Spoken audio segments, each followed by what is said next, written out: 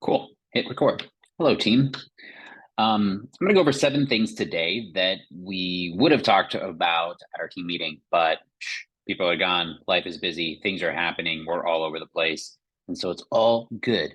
But I didn't want you to not be informed. And so even going to finish off with a little bit of education on some fun things. And hopefully it helps you with your clients. And then it's more of a pre-frame or to bait you, so you stick around for number 7. Um, and then also it is a pre-frame for what I do want to do a team in service for as well. So number 1, new space. It's coming along. A lot of work. Um, we have pretty much all the main stuff done, which is great. So special shout out to Ethan. He had a day off, came out, helped me build most of the rig and such, which was great. And I have been, doing some child labor law issues of making Noah do a bunch of work for us too. He's 19, so it doesn't really, there's no child issues, and it's all voluntary. But needless to say, we're making headway. I really just at this point have to mount the rest of the things onto the walls, waiting on one last piece of equipment there, which is great. And so it's all the fine tuning of stuff, but of course that does take quite a bit of time, especially when you realize the bolts that you have don't work based on the drywall, based on the framing, based on the this, that, and the other, because these places are all so crappily built. It's amazing any of these buildings that stand. That's why Oro Valley's falling apart, right? Walmart will eventually just be in the wash along with us. I kid, I think, I don't know. But ultimately, that's where that's at. I'm waiting on signage. They said they should be able to start next week. So that's really good. I don't want to do any kind of opening type stuff until it doesn't say F45. That's just a big thing for me. And most of the people that have been expressing interest who are in the local area were former F45 people wanting class style like F45. So there is going to be a little bit more of an educational marketplace kind of battle that I'm initially going to have to go through, but that's okay, right? A lot of people have asked me if it makes us rethink our model and wanting to go more of the Metafit class style. And honestly, we're just not going to. It would have to reach a pretty desperate point in time for us to do that. And the reason being, I mean, I love Metafit. It's the first ultimate program that we kind of built. First thing I ever started with, in essence, 14 years ago, 12 years ago, whenever that was. And it's great, but, and the only reason I'm saying but, is it is limited by the ability to modify exercises based on the individual and get them results, and it needs space in order to do so. And if you're going to be a class model, you need to be something that's hour in the hour class for a lot of people's needs and schedules and desires, so especially warranting the price that needs to be able to charge. And you have to have a very large volume of people, and the coaches have to be able to deliver more of the hype coach style. And you guys and all future coaches, we want to just be masters at our craft, where we can not only tell people the why so that you are doing this, but to actually give them the exercises that are ideal for their body. And so we want to be in a category of 1. We don't want to be lumped into the group class category, because that is what everybody jumps into. And not many people can record 1,500 exercises and put it into an app. And they could. Not many people have done that work that you guys have helped us do.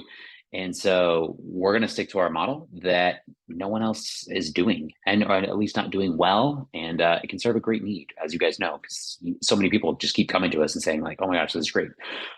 So some other things about the new space: hoping for a soft launch the last week of March, which is really, soft launch is not any different than main launch for us, because it's really going to just be having actually people scheduled for strategy sessions, which is now what we call assessments, right? So strategy sessions.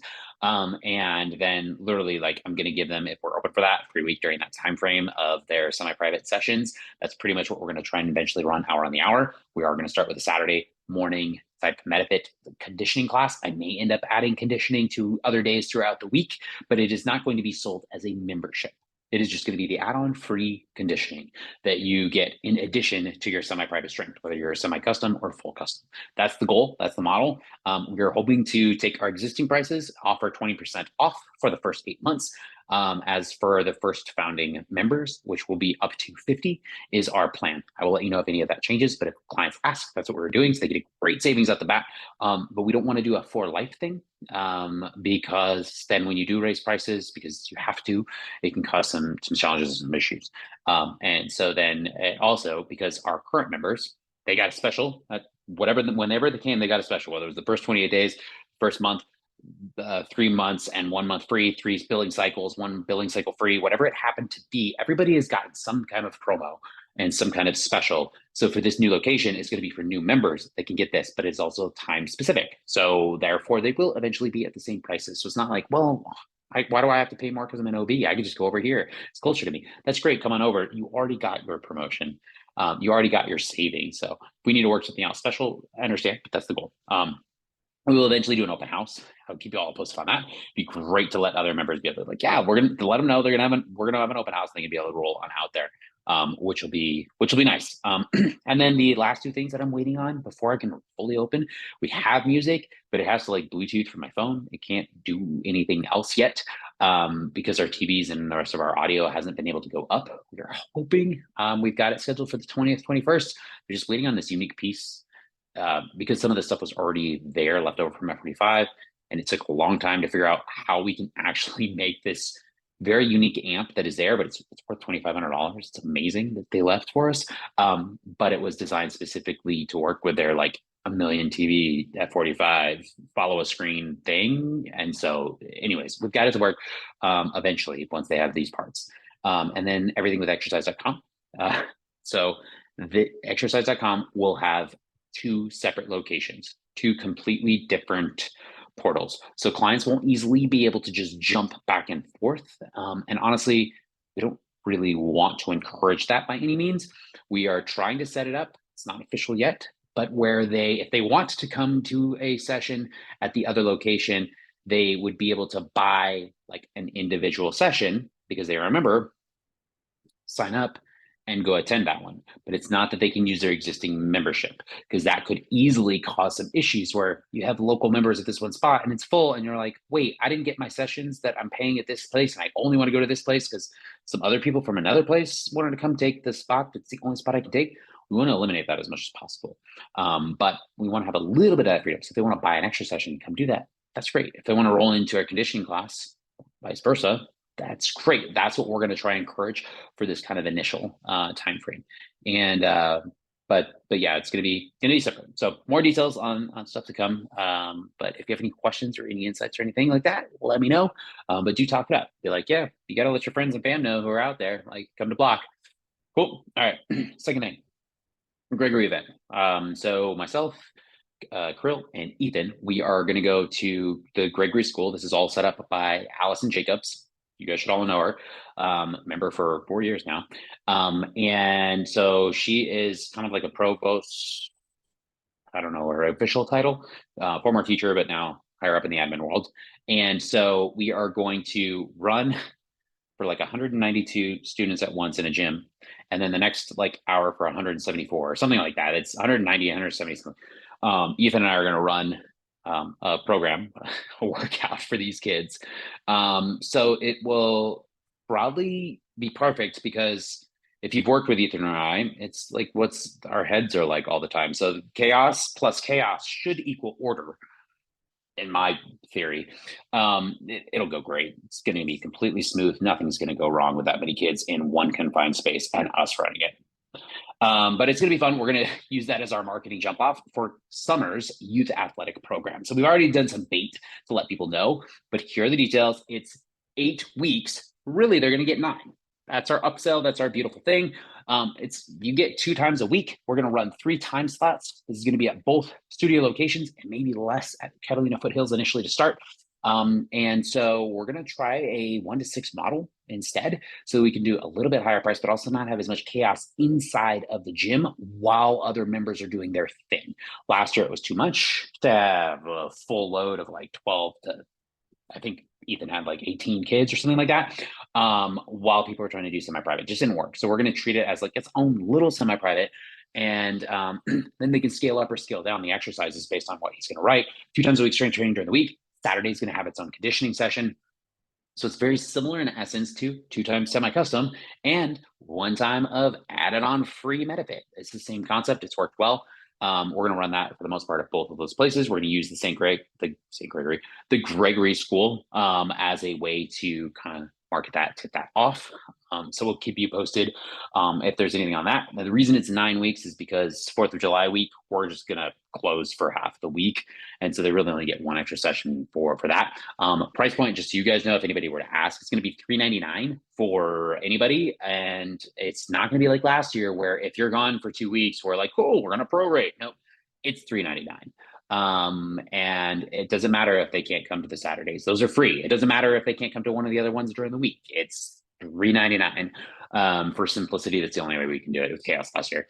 And for members, taking $50 off. So it's $349 if they want their own kid to come. So we'll definitely give them kind of first shot as well. But the Gregory School event is in like a couple weeks, March 23rd, I believe. So yeah, we'll keep you posted on that. Third thing, other events that are happening at the gym.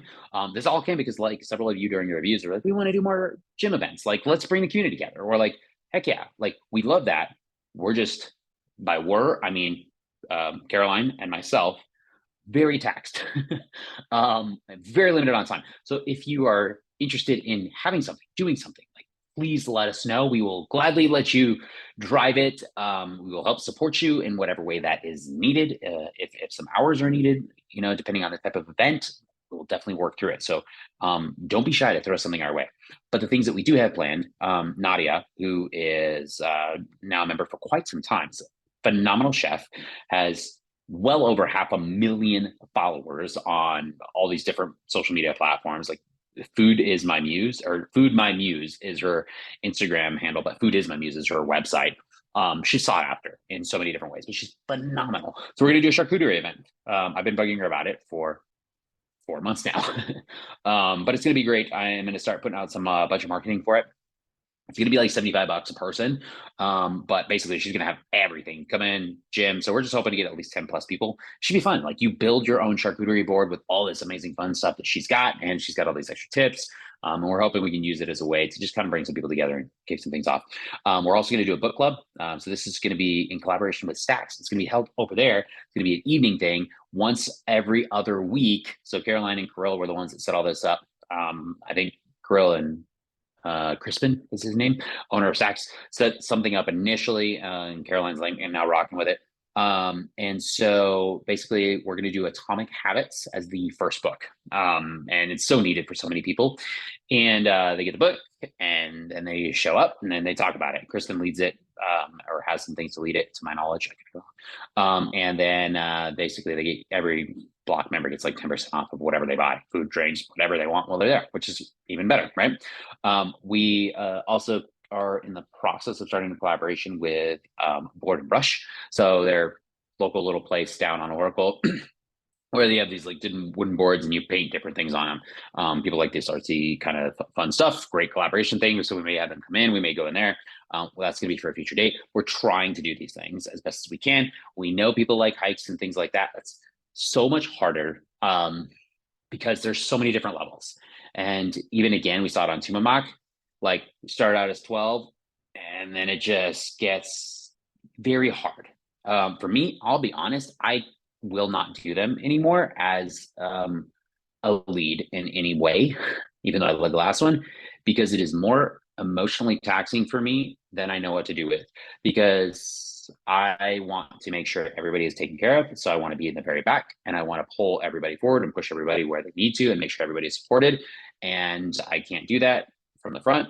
And it's, even though it's only 12 people, I can't control like how people are doing and I can't assist. And so for me, it is not a healthy thing. And I recognize that. And so I won't do them anymore. So if people ask, like, I can tell them that. I'm more than okay with telling them that. But that said, that may not be a problem for any of you. And you would like to do hikes, or you would like to lead walks. And I would like to support you and contribute in any way to make that happen, for sure. That would be great. So if that's anything anybody wants to do, let me know. And then I do want to get some clinics and workshops on the books.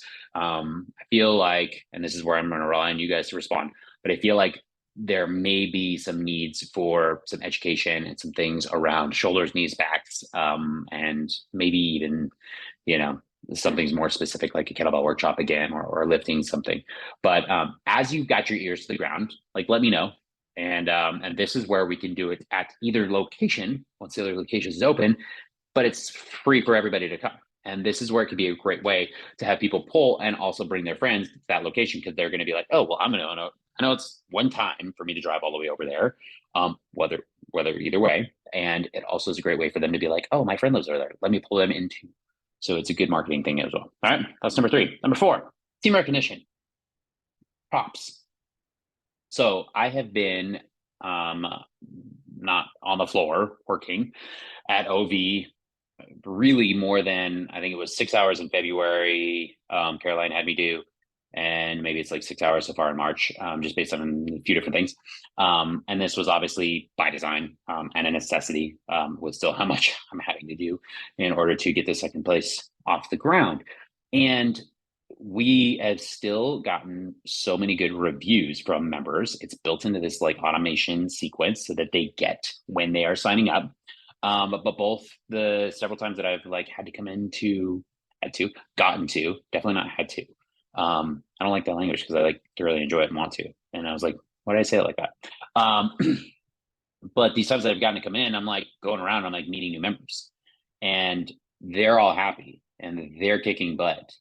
And I have not played any role in their startup. And then I get a review thing that pops through from our Google, and it literally is like Penny O'Neill. And she's like, oh my gosh, I love, and lists a bunch of coaches. And it's just literally been phenomenal. So I know the autoresponder sequence asking them for the review is a big reason they do the review. Unless asked, people don't do it, right? So I do encourage you guys to ask people. You can check in their notes history to see if they've got their review. But it's freaking cool that I'm seeing your names. Everyone's name has been mentioned within the last month in a review. And so as I'm saying, major props, because that's freaking cool. So it just goes to show we've got a well-oiled machine of really top-notch quality people, you guys, that are doing exactly what you're meant to do. So that's freaking cool. I mean, even yesterday, right? I got one. What my neighbor, he lives. We've got 2 members at the gym that live on my block. So I see them all the time. My block not being Block Fitness, my actual street that I live on. And so one of them walks by every single day, and he was driving home from his workout, and he was like, "Oh my gosh, just worked out with Coach Juliet. Hadn't met her for the first time. She kicked my butt and educated me on a ton of cool stuff about lifting. Like I learned some good stuff." He's like, "I really like it." I'm like, "Yeah, she's a power lifter. She knows her stuff. Like that's freaking rad." Right. But that's just my most recent example because it happened last night or Thursday night. Last night? I don't know. That's how everything's a blur. But all of you have situations like that. Like I can recount and eventually figure out who said what, but I literally have that from everybody. It's really cool. And it's coming through like reviews, like people are actually saying that. So it just goes to show you guys are doing a great job, and I didn't want that to go unnoticed by any means. We definitely will have a downturn soon as our kind of winter visitors all leave. So do be prepared for that. And so that brings me to next point, right? When winter visitors leave, it can change hours. Like we may drop that 11 a.m. I'm pretty sure we're just like, it's not quite consistent enough for us to do it. And so because of that, it may change like when we need a third coach or an on-call or whatever the case may be. So do be prepared for that. It usually does work out because a lot of people take vacations coach-wise.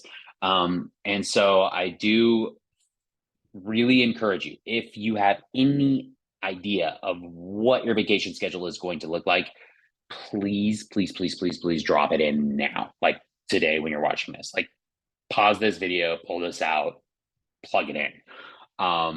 Because remember, they've got to be approved, and like it's got to be done within the rights time frame. It can't be to the point where it's taking more than half the month. It just won't work. So knowing those things, it usually works out. We drop a little bit with our winter visitors leaving vacations, and we're okay. That being said, right, our summer is going to change a little bit, and we are actively searching for amazing candidates to balance things out, especially for that early morning and late evening shifts. Those are the hard pieces to bring in quality people. So we will always need to prioritize people that have full-time availability. Um, just from the standpoint of being able to consistently operate the business without having to like plug, play, so and so's out of town, and just making it really challenging for Caroline. So I'm hoping nothing changes with anybody's hours overall. So we still are within those fluctuating baselines of where people are at. But again, we just can't guarantee that. We have to prioritize the business needs full-time second, right? More than anything else. So just stating that as we are actively looking, because we have a decent number of hours we're going to have to fill for the summer, even with the drop off, in order for people to not have to work constant, especially as others are taking vacations and stuff, as you guys should. So just letting you know. And then we're hoping that then once things settle in and ramp back up, somebody will be ready to go to Catalina Foothills. Catalina Foothills will be ready. Well, we'll see. All in the unknown. All right. So last two things. We're going to forward you guys an email from the U of A. They've got an event called the Iron Cats. It's not till April 20th. It's a Saturday. It's like 8 to 4, 8:30 to 4:30 or something like that. But they've got some pretty cool presentations. It was blasted to us. And one is on kind of the neuromuscular aspect. Another one is on jump mechanics, overall, like force production through some of the bald force plate systems type stuff. Stuff we're not doing things yet. Stuff that I study quite a bit, a little obsessively, as Krill would tell you. But for reference, I am always taking a course and usually study about an hour a day.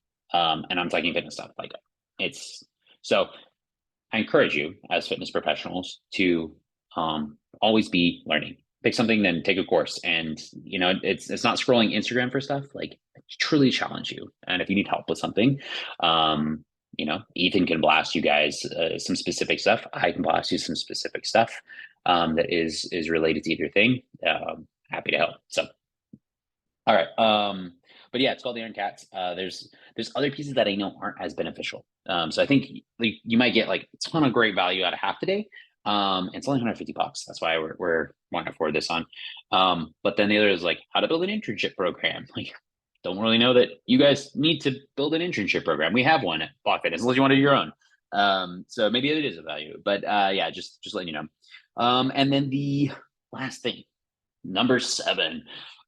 There has been 2 different occasions in this last week where breathing has come up as a topic with different coaches. One was from an assessment tool standpoint, and another one was from a body positional standpoint. And I'm gonna do an in-service with you guys on breathing. Ventilation mechanics is really what it is, not respiration, but ventilation. We can go into what the differences are, but ventilation is just a process of inhalation and exhalation, and ultimately how it dictates the position that your body can get into and not be in. And so I would just like us to preface with understanding that during almost all lowering phases of a weight, we are inhaling. And I say almost all because it just does vary. So when you think about, as you're doing a bench press, as you're lowering, you're usually inhaling. As you're doing a squat, as the weight is lowering, you are doing an inhale. And this is the easiest way to explain it to clients. As you're doing a lat pull down, your arms are pulling down, the weight is going up, correct? So as the weight is coming down, your arms go up. The weight is coming down, you inhale. That's the way to think about it. And that's why I express it from this way.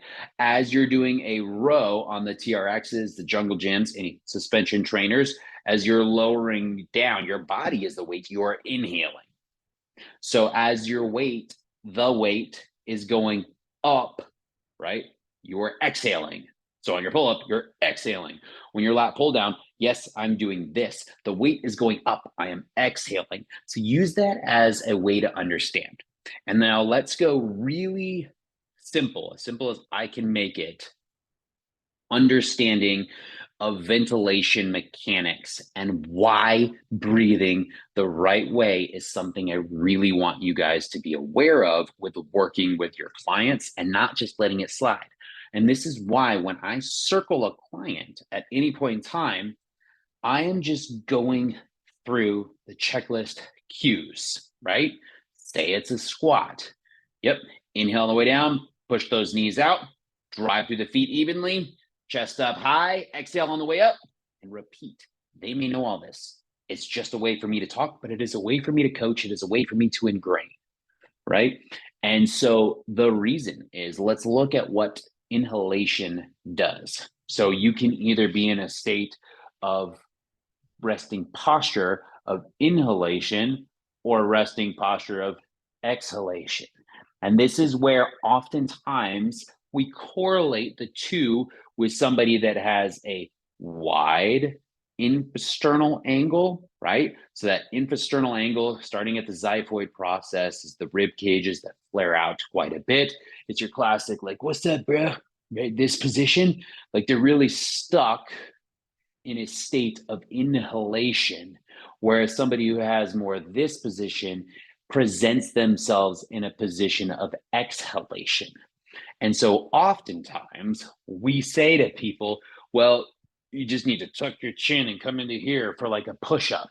Put the ball here. You can't breathe here. Tell me you can breathe here.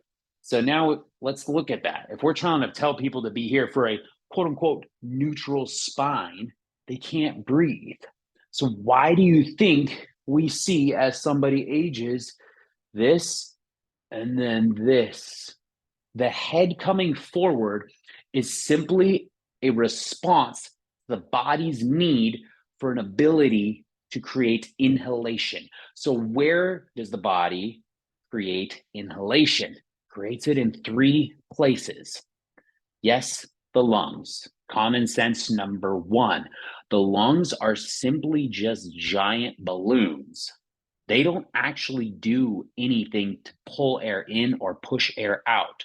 The diaphragm does, right? The diaphragm, at least your thoracic diaphragm, sits right underneath your base of your ribs. I'll make it real simple. I won't go into any tech terms, right? As this one contracts, right, it is actually pulling air, sucking air in because it is pulling the lungs open. And therefore, air is getting sucked into these balloons by the diaphragm. So we know, right, that we can drive air into the lungs, basically your chest cavity. We can drive down into the lower cavity of the chest, aka towards your diaphragm into your belly. That's why people say the belly breathing thing. But you don't want to only belly breathe. That's nonsense. Your lungs are here. Like, so don't teach people to just belly breathe. That's a little psychotic. We want to teach them to breathe evenly all the way around, but we may need to drive air specifically to some place.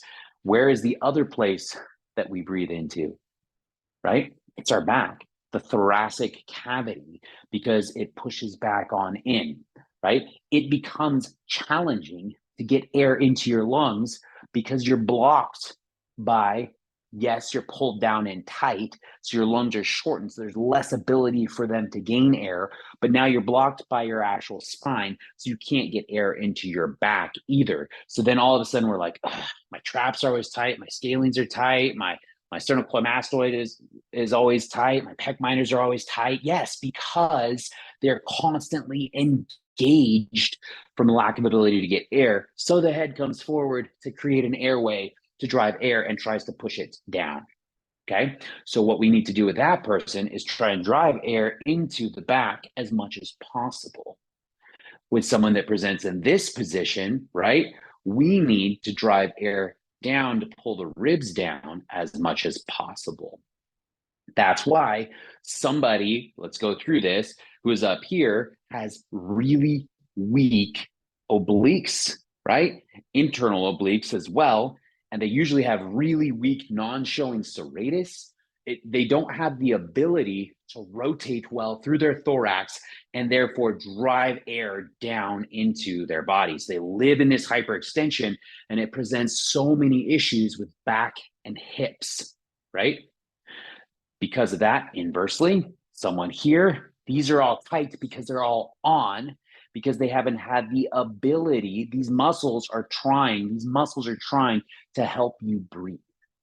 So when I'm trying to get air, this pec minor is constantly tight because it's trying to lift. It connects right to your rib cage. It's trying to lift my rib cage up for me. It's trying to squeeze tight to lift so I can get space, so I can get air. So ultimately, they are tight because you're stuck here with your inability to breathe. Well, what happens beyond that? So let's go through. When you inhale a breath, right, your spine flexes. You go through spinal flexion when you breathe. So you usually have this normal S curve that actually starts to go away. When I come here, right, my scaps will upwardly rotate and my spine will flex, aka go flatter, right? My upper thoracic diaphragm will drop down, my lower diaphragm, right, which is your pelvic diaphragm, which people call the pelvic floor, but it's your pelvic diaphragm, your second diaphragm will move eccentrically. So when you think you lower a weight eccentrically, it's controlling whatever aspect of the body that it is going through. Like that's what the whole point of an eccentric movement is, just control. You're controlling the fall of the weight more than anything else. You're trying to stabilize, right? We have moving insertion to origin, which is an action of a muscle. And then we have the function of a muscle, which is just stabilization. And so it's trying to stabilize the pressure, intra-abdominal pressure within your body to keep you nice and even between your rib cage and your pelvis. We always talk about stacking those. It's trying to keep those stacked as much as possible to stabilize your pelvis, so the pelvis doesn't go all wonky. But what also then happens, because the spine flexes, under inhalation, the chest will rise. We have, subcostal, subcostal fiber, basically, that is between the ribs and connecting to the sternum, which allow the ribs to actually move. Bone's not moving. And your lower diaphragm, your pelvic diaphragm, is then controlling eccentrically as you're getting all of this space cavity. Your belly pushes out ever so slightly, and your back expands. It's the full circle of that diaphragmatic breath that is taking place. You're getting expansion. Well, because of that, you're getting counter nutation of your pelvis, right? So if you even think about it, you can feel it, right?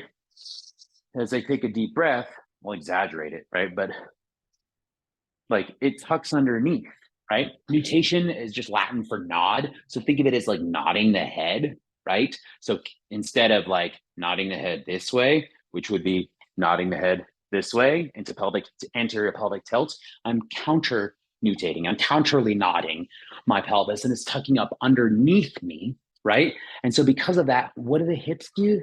They externally rotate, right? So that's why if you think about at the top of a squat, right, we see the pelvic kind of tuck underneath as you get into that lockout position, right? And then the feet kind of splay here. We have that little presentation of that flare, okay? So as you go through clients, you see someone presenting in this position, right? Just tell them to try and help them take really deep breaths to open up that chest cavity and try and feel it into their back, right? Have them actually feel the expansion of their ribs. And then as they exhale, bringing their ribs down. They're just used to using the external musculature to be able to move those diaphragm pieces and not the actual diaphragm itself. So we'll get into more. I wanted to give you kind of an understanding at just a simple high level of what is happening when and where. During exhalation, it is the inverse of all of that. And so if we think about why we need to exhale as we press, when you're exhaling, you are internally rotating. So we just remember, right?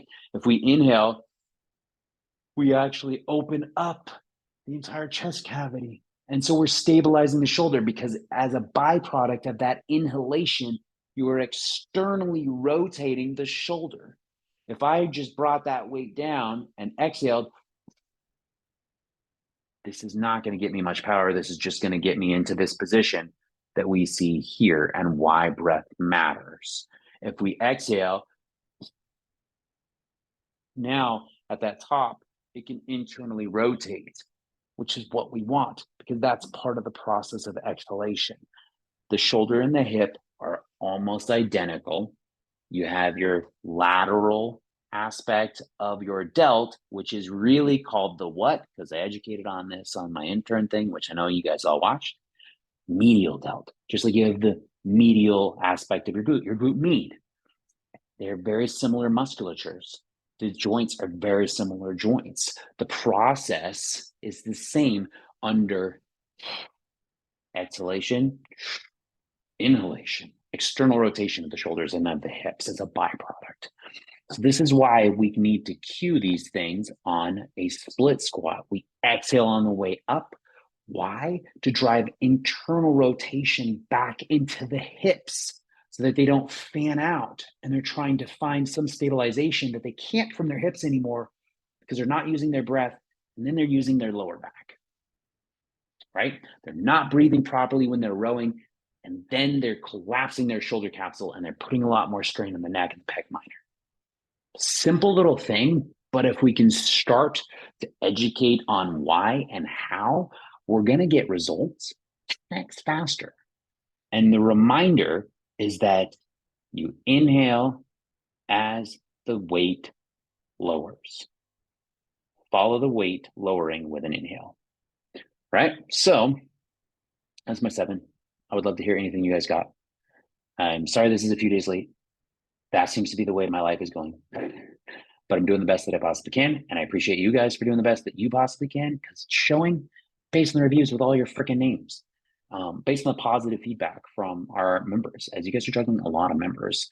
So my last count, we are at 205 people when you count all the people that are on trials, which is a little insane, but a positive insane. So looking forward to a very bright future. I'm dreaming so big that I don't know if you call it dreams. All right. Talk to you guys soon.